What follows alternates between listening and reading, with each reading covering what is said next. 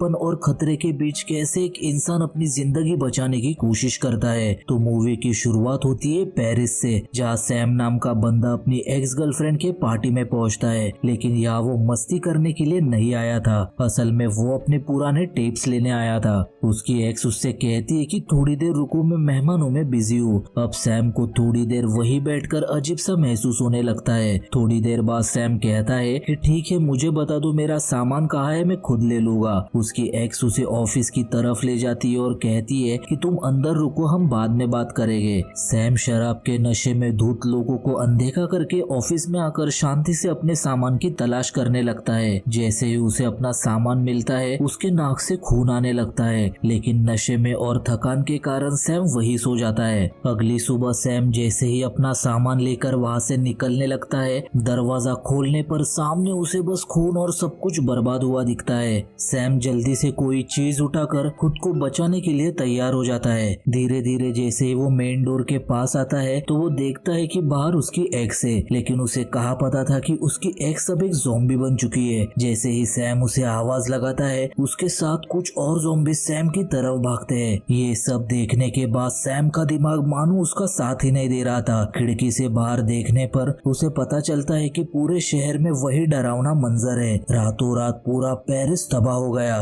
तभी एक परिवार कार में बैठकर भागने की कोशिश करता है, लेकिन जैसे ही कार का हॉर्न बजता है, उसकी आवाज सुनकर ज़ॉम्बीज वहां जाते हैं और पलक झपकते ही उस परिवार को मार देते हैं। ये सब देख सैम डर जाता है। वो वापस अंदर आता है और पार्टी में आए लोगों के जैकेट और बैग्स चेक करता है, जिसमें उसे कई सारे मोबाइल फोन्स मिलते हैं। वो उन फोन्स में रिकॉर्डेड मैसेजेस सुनता है। किसी ने मदद मांगी थी तो किसी ने अपने परिवार के लिए आखिरी बार कुछ कहा था। ये सब सुन के सैम समझ जाता है कि हालत काफी खराब है। जब गलियारे में कोई आवाज नहीं आती तो सैम फ्लैट से बाहर निकलकर छत पर जाता है, लेकिन उसे कहीं भी कोई भी मदद या जिंदा इंसान नजर नहीं आता। अब सैम तय करता है कि उसे हर हाल में जिंदा रहना है। वो कमरे को साफ करता है, तभी उसे नीचे वाले फ्लैट से अजीबोगरीब आवाजें आती है और अचानक एक गोली चलती है और फर्श पे छेद हो जाता है। सैम नीचे झाँक कर देखता है कि पड़ोसी ने खुद को मार लिया है। वो दीवार से एक लोहे के रॉड को निकलकर छेद को बड़ा करता है ताकि नीचे जा सके।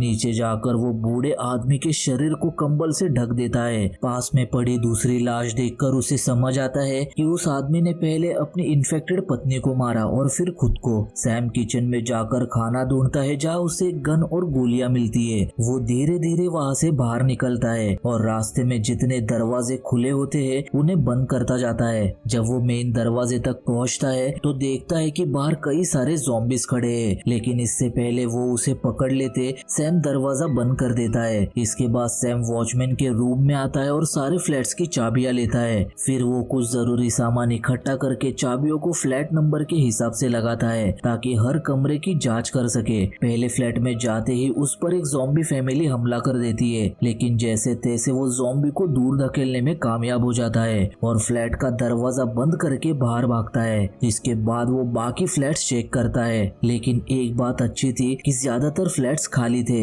जब वो सारे फ्लैट्स देख चुका था तभी अचानक लिफ्ट चलने लगती है और सैम चौंक जाता है। थोड़ी ही देर में लिफ्ट खुलती है और अंदर एक ज़ॉम्बी खड़ा होता है, पर वो सैम पर हमला नहीं करता, इसलिए सैम भी उसे नहीं मारता। सैम उस लिफ्ट का दरवाजा बंद कर देता है ताकि वो ज़ॉम्बी बाहर ना आ सके। शाम को सैम खाना खाने के बाद अपने पुराने टेप सुनने लगता है। उन गानों को सुनकर उसे अपनी पुरानी यादें याद आने लगती है। अगले दिन वो कुछ देर बाहर खड़े होकर ज़ॉम्बीज को देखने लगता है। फिर वो खिड़की की धूल पर लाइंस खींचकर दिन गिनना शुरू करता है। कभी कभी वो ड्रम भी बजाता है ताकि उसका मन लगा रहे। धीरे धीरे दिन बीतने लगते हैं और सैम हर वक्त खुद को बिजी रखने की कोशिश करता है। एक दिन उसे तेज बदबू आने लगती है। वो नीचे वाले फ्लैट में देखकर समझ जाता है कि वहाँ पड़ी लाशें अब सड़ने लगी है। वो हिम्मत करके उन लाशों को उठाता है और बालकनी में ले जाता है, लेकिन वो उन्हें कचरे की तरफ फेंक नहीं पाता, बल्कि वो उन्हें स्लीपिंग बैग में रखकर बिस्तर पर सुला देता है। उन्हें 2 मिनट की श्रद्धांजलि देने के बाद सैम बाहर आकर दरवाजे को टेप से बंद कर देता है ताकि बदबू बाहर ना आ सके। रात को जब वो सो रहा था तब अचानक उसे लगता है कि काफी सारे ज़ॉम्बीज उसके कमरे में आकर उसे खाने लगे हैं। तभी डर के मारे उसकी आँख खुलती है और वो पाता है कि ये बस उसका एक बुरा सपना था। अगले दिन सैम अपने डेली रूटीन में वर्कआउट भी जोड़ लेता है। फिर वो लिफ्ट के पास आकर रुकता है और हिम्मत करके अंदर बंद ज़ॉम्बी का हाथ हिलाता है।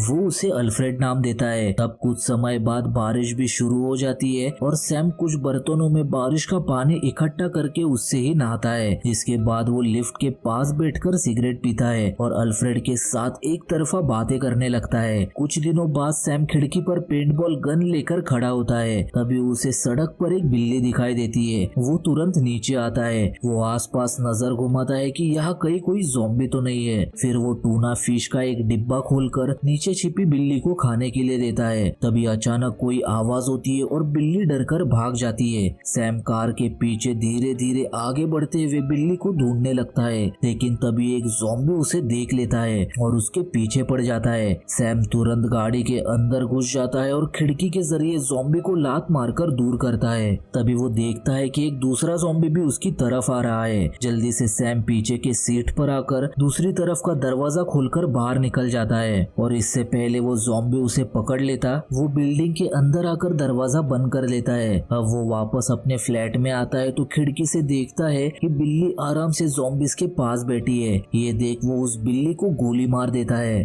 फिर जैसे ही वो मुड़ता है उसे फर्श पर खून दिखाई देता है। तब उसे लगता है कि शायद वो कार वाले ज़ॉम्बी ने उसे भी इन्फेक्ट कर दिया है। सैम हथियार के साथ आईने के सामने बैठ जाता है ताकि अगर उसके शरीर में उसे कुछ बदलाव दिखे तो वो खुद ही को मार सके। काफी देर वैसे ही बैठे रहने के कारण थकान के मारे वो वहीं सो जाता है। नींद में उसके हाथ से गन स्लिप हो जाती है और गोली चलती है, जिससे सैम की आंख खुलती है। सैम ये देख काफी खुश होता है कि वो ज़ॉम्बी नहीं बना। कुछ समय बाद उसे फिर से अजीब आवाजें आने लगती है। तब उसकी नजर सामने वाली बिल्डिंग में जाती है जहाँ उसे इंसान जैसा कोई दिखाई दे रहा था। उसे समझ नहीं आता कि सच में ये कोई इंसान है या कोई ज़ॉम्बी। ठीक से देखने के लिए वो छत पर आता है, लेकिन वहाँ से भी उसे कुछ क्लियर दिखाई नहीं देता। अब मौसम ठंडा होने लगता है, इसलिए वो फिर से अपने फ्लैट में आकर आग जलाता है ताकि वो पानी गर्म कर सके। वही जब वो आराम करने की कोशिश करता है तो उसे फिर से आवाजें सुनाई देती है, लेकिन थोड़ी ही देर में आवाजें बंद हो जाती है। अब वो तय करता है कि उसे बाहर जाकर खाने पीने का कुछ सामान ढूंढना होगा,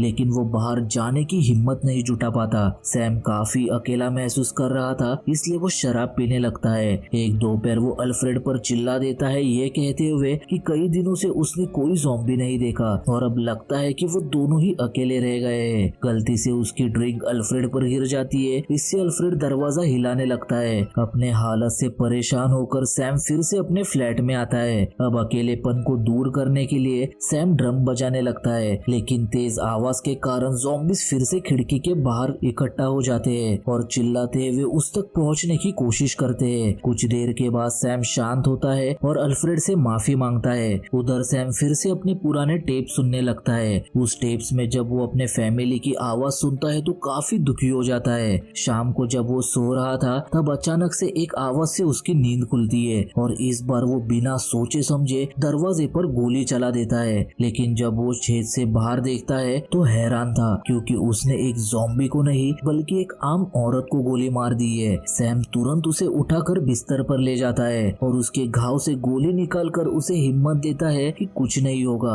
वो उसके साथ रहे। इसके बाद बाहर उसे उस औरत की बैग मिलती है जिसमें एक रस्सी और एक लोहे का हुक था। अगली सुबह जब सैम दुखी बैठा था तब वो पाता है कि उस औरत को होश आ चुका है। उससे बात करने पर सैम को पता चलता है कि उसका नाम सारा है। सारा बताती है कि वो रस्सी और हुक की मदद से एक बिल्डिंग से दूसरे बिल्डिंग में कूदकर जिंदा रह रही थी। इसी दौरान उसने कुछ इंसानों को भी देखा था जो छिपे हुए थे, लेकिन ज्यादातर लोग पागल हो चुके हैं। वो कहती है कि ज़ॉम्बीज ऊंचाई पर ठीक से चढ़ नहीं पाते, लेकिन फिर भी वो कभी एक जगह पर एक हफ्ते से ज्यादा नहीं रुकती। सैम सारा से कहता है कि ये बिल्डिंग सेफ है, लेकिन सारा को अब भी डर है। वो कहती है कि कल रात चली गोली की आवाज से ज़ॉम्बीज का ध्यान यहाँ आ गया है, इसलिए एक दिन वो दरवाजा तोड़ ही देंगे। कुछ समय बाद सैम रोज की तरह बिल्डिंग में चक्कर लगाता है और इस बार सारा भी उसके साथ जाती है। जब वो अल्फ्रेड के पास से गुजरते हैं तो सारा डर जाती है, लेकिन सैम उसे समझाता है कि वो कभी उन्हें नुकसान नहीं पहुंचाएगा।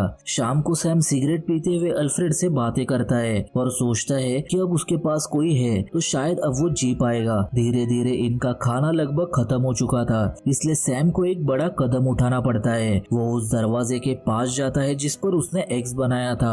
वो उसमें छेद करके अंदर मौजूद सभी ज़ॉम्बीज को गोली मार देता है और अंदर आकर सारा खाना ले लेता है। जब वो वापस अपने फ्लैट में आता है तो सारा वहाँ नहीं होती। सैम सारा को ढूंढने लगता है, जहाँ उसे वो छत पर मिलती है। सारा कहती है कि उसे जल्दी यहाँ से निकलना होगा। वो सामने वाली बिल्डिंग पर कूदने की प्रैक्टिस करना चाहती थी, लेकिन सैम उसे मना कर देता है क्योंकि ये खतरनाक हो सकता है। सारा कहती है कि अगर वो यहाँ रहे तो या तो पागल हो जाएगी या ज़ॉम्बीज़ के हाथों मारे जाएंगे। गुस्से में सारा वापस फ्लैट में चली जाती है। तब सैम उसके पीछे जाता है तो सारा कोई जवाब नहीं देती। इससे सैम को सब कुछ समझ आने लगता है। असल में जब सैम ने सारा का इलाज किया था तब से सारा कभी होश में ही नहीं आई थी। सारा का सैम के साथ होना ये बस सैम का भ्रम था। जब सैम कमरे में जाता है तो वो सारा की लाश को बिस्तर पर पड़ा पाता है। वो उसका हाथ पकड़कर रोने लगता है और फिर कैंडल जलाकर उसे सही तरह से अलविदा करता है। वो सारा के बैग को फिर से चेक करता है जिसमें उसे एक कैमरा मिलता है। जब वो उस कैमरा को चेक करता है तो उसमें उसे खुद ही की तस्वीर मिलती है जो छत पर खींची गई थी। इससे उसे पता चलता है कि सामने वाली बिल्डिंग में जो उसने परछाई देखी थी वो सारा की ही थी। सैम जान चुका था कि अब वो पागल हो रहा है। उसे तभी अल्फ्रेड याद आता है और वो उसे आजाद करने का फैसला करता है। आजाद होने पर अल्फ्रेड सैम पर हमला नहीं करता बल्कि उसके पीछे चलने लगता है। अब आगे ज्यादा प्रॉब्लम ना हो इसलिए सैम उसे एक दूसरे फ्लैट में भेज देता है। इसी बीच जलते हुए टेप से फायर अलार्म बजने लगता है जिससे आखिरकार ज़ॉम्बीज़ मेन दरवाजा तोड़कर सैम के पीछे दौड़ पड़ते हैं। सैम जितनों को हो सके गोली मार देता है लेकिन वो तादाद में काफी ज्यादा थे, इसलिए वो ज़ॉम्बीज़ से लड़ने की बजाय भागने का फैसला करता है। अब जब लिफ्ट खाली थी तो सैम फौरन लिफ्ट के अंदर आ जाता है जहाँ कई सारे ज़ॉम्बीज़ उस तक पहुँचने की कोशिश कर रहे थे।